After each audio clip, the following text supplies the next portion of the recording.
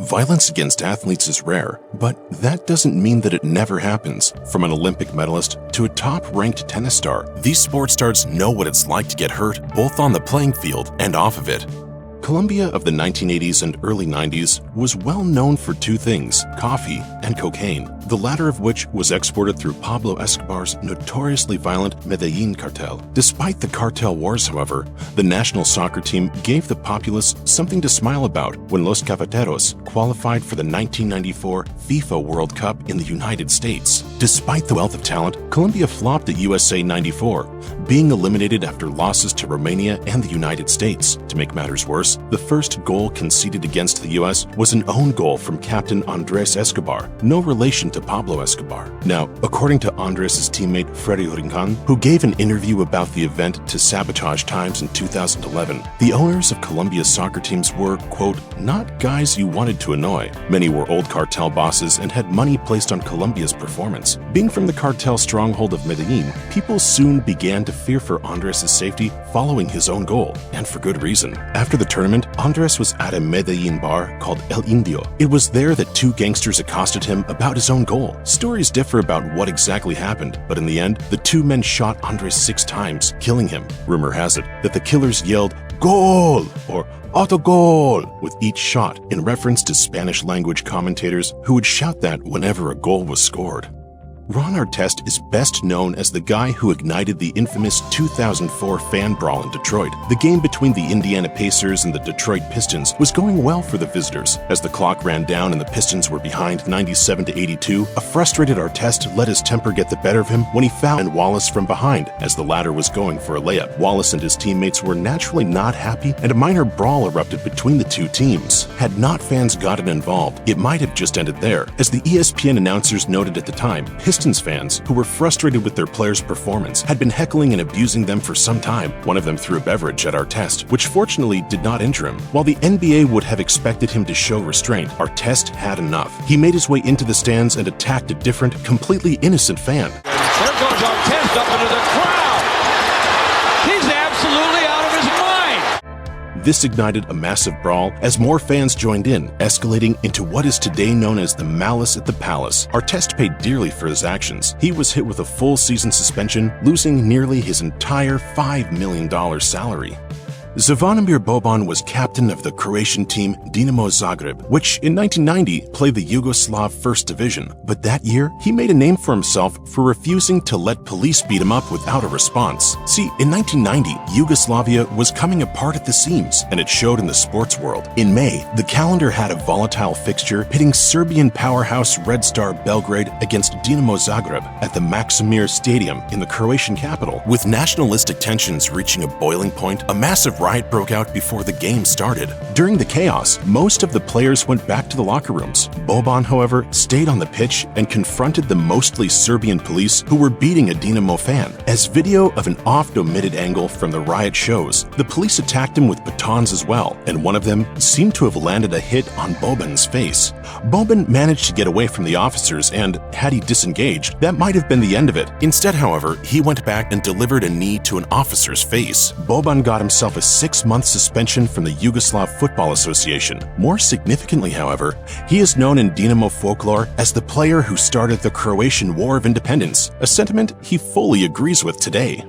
Today, the jump shot is the standard shot in basketball, but interestingly, it did not become common in the pros until Joe Fulks began smashing records with it in the 1940s. Before that, the norm had been a two-handed shot with both feet on the ground. He eventually became a star with the Philadelphia Warriors in the old Basketball Association of America. According to Vice, Fulks abused alcohol, although the term alcoholic had not been officially defined in the 1950s, but it might have cost him his life. In 1976, he visited his girlfriend Roberta Bannister. She had a 22-year-old son named Greg who hated Fulks out of a sense of paternal loyalty. Greg and Fulks got into an argument, which was exacerbated by both men's heavy drinking of vodka. There were also guns in the house, and guns and alcohol don't mix particularly well. The story goes that Fulks had an issue with a pistol Greg's wife Sharon owned. Fulks demanded Greg leave. In response, Greg retrieved a shotgun and shot Fulks point blank in the carotid artery, leaving him to bleed to death. He was 54. Kim Glass made her name in volleyball circles as part of the silver medal-winning 2008 USA Olympic squad. In fact, she was so good that her alma mater, the University of Arizona, retired her number back in 2011. After retiring from volleyball, Glass settled in her native Los Angeles and became a model. In July 2022, an unhoused man randomly attacked her while she was meeting a friend for lunch in the city's downtown. What happened, according to Glass's own testimony, was that the man ran up to her from across the street and threw a metal object in her face, giving her a black eye and a cut above her nose. And he just looked at me with some pretty hateful eyes. The object, which was likely a pipe, also fractured her eye socket in several places. According to video footage obtained by TMZ, the attack left several small puddles of blood on the ground. In the end, Glass was okay. She later shared a video on her Instagram, noting that she had required 40 stitches to her face. Her attacker, meanwhile, was held down by a witness who got the police involved. Police later identified the attacker as Simeon Tesfamedian, who was charged with felony assault. In 2010, Paraguayan international Salvador Cabanas was in peak form, playing a central role in the offense of Mexico's star-studded Club America. His most recent achievement had been helping his country qualify for the 2010 FIFA World Cup in South Africa, which earned him the attention of the English club Sunderland. But there would be no European or World Cup dream for Cabanas, whose career abruptly ended with a bullet. After a 2-0 loss to Monarcas Morelia, Cabanas, who had been having knee issues, decided to take some time off with family. One fateful night, he went to a high-end Mexico City establishment called Bar, frequented not only by celebrities, but by members of Mexican organized crime, including narcos. One of these, a man named Jose Juan Valderas, told Cabanas that he was stealing money from Mexico by sending it back to Paraguay and shot him in the head. The bullet, which was never removed, impaired Cabanas' vision and memory, prematurely ending his career. He was forced to move back in with his parents and take a job as a delivery driver. In 2014, he attempted to make a comeback in the lower divisions of his native Paraguay and Brazil, but it proved to be too much. Since then, he has been absent from the soccer world. One of the more bizarre incidents of Olympic history involves a former Catholic priest and 2 marathon runners. Brazilian marathoner Vanderlei De Lima was winning the 2004 Athens Olympic Marathon. Suddenly, defrocked Irish priest Neil Horan jumped out of the crowd and shoved De Lima into the spectators. The shove, which came at mile 22, threw De Lima's rhythm off and allowed Italy's Stefano Baldini to win the race, leaving the Brazilian with a 3rd-place finish. Horan had apocalyptic, heterodox beliefs and a habit of interrupting sporting events, most notably jumping into the middle of the track during the 2003 British Grand Prix while cars were racing on it. But he claimed that he had no intention of pulling any stunts in Athens. So why did Horan shove De Lima? He said it was destiny, adding that the Brazilian would have been nowhere near the star if not for him. For his trouble, Horan ended up in jail and was later fined. In a 2016 interview with the New York Times, Horan said he still held a grudge against De Lima because the Brazilian had never acknowledged his letters of apology. The former priest maintains that had he not shoved De Lima, the Brazilian would have faded into obscurity rather than lighting the Olympic flame at the 2016 Rio Games. Peng Shuai is one of China's most recognizable tennis stars. She made waves as the #1 ranked doubles player in the world, winning the doubles both at Wimbledon and the French Open in 2013. A decade later, however, she would be better known for her Me Too allegation against Chinese Vice Premier Gao Lijiang, one of the most powerful officials in the Chinese Communist Party, and with whom she had an on-again, off-again relationship. She claimed in a post on the Chinese social network Weibo that Zhang sexually assaulted her in 2018. The allegations of criminal assault implicated the CCP and proved embarrassing for the state, so Beijing quickly put a damper on the story, per NPR, regardless of the veracity of the allegations. In 2022, Shuai gave a staged interview with the French magazine L'Equipe, arranged by the CCP, in which she retracted all allegations against Zhang. Shuai then mostly receded from public view outside of few CCP-approved appearances in state media. This resulted in concerns about her safety, freedom to speak and to move about China, and whether the CCP took control of her social media. If true, she would be among the highest profile victims of China's massive surveillance state.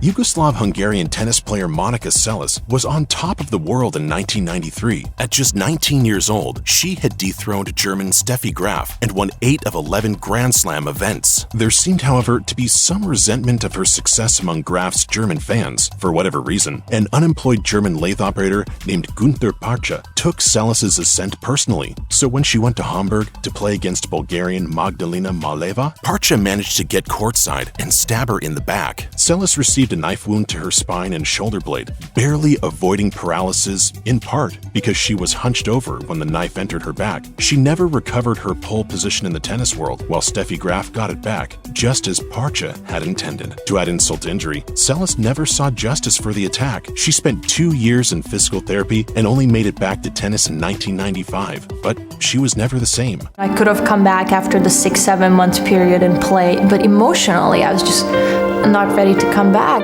Parcha, meanwhile, was given a 2-year suspended sentence because he had only intended to injure Seles, not kill her. German courts justified their decision based on Parchas's mental instability, while the tennis world roundly criticized the verdict, noting that Seles could have died.